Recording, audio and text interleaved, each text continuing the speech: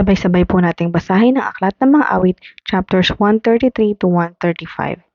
Napakaligaya at kahanga-hanga sa ating pangmasid ang nagkakaisa't laging sama-sama na magkakapatid. Langis ng olibo ang nakakatulad at nakakawangis sa ulo at balbas nitong si Aaron kapag ipinahid, umagos ito't nababasa pati ang suot na damit. Katulad din nito'y hamog sa umaga sa bundok ng Hermon, hamog na dumilig sa dakong maburol na bundok ng Zion. Sa lugar na ito nangako si Yahweh, ang pangakong buhay na mananatili. Lumapit kay Yahweh at kayo'y magpuri, mga naglilingkod sa templo kong gabi. Sa loob ng templo siya'y dalanginan, taas kamay na si Yahweh papurihan. Pagpalain nawa kayo ni Yahweh, Diyos na lumikha ng langit at lupa, magmula sa Zion ang iyong pagpapala. Purihin si Yahweh, ngalan niya ay purihin kayong mga lingkod niya, kayong lahat na sa banal niyang templo ay pumapasok upang doon manambahan sa banal na bahay ng Diyos. Si Yahweh ay papurihan pagkat siya ay mabuti, ang taglay niyang kabaitan ay marapat sa papuri.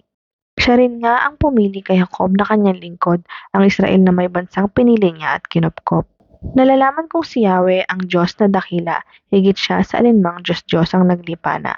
Anumang nais ni Yahweh sa langit man o sa lupa, at kahit sa karagatan ang anumang panukala, ginaganap niya ito sa sariling pagkukusa.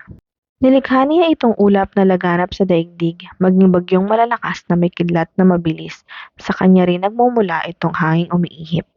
Pinuksan niya sa Ehipto bawat anak na panganay, maging tao at maging hayop at panganay ay namatay. Nagpakita siya roon ng gawang kahanga-hanga upang kanyang pagdusahin si Faro at kanyang bansa.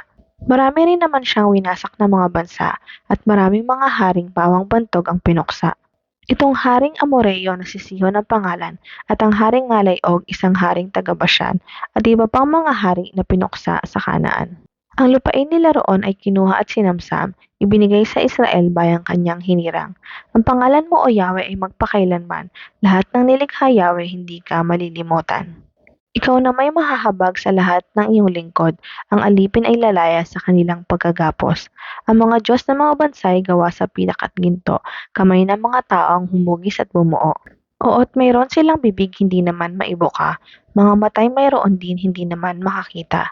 Mayroon silang mga tainga ngunit hindi makarinig, di sila humihinga sa ilong man o sa bibig.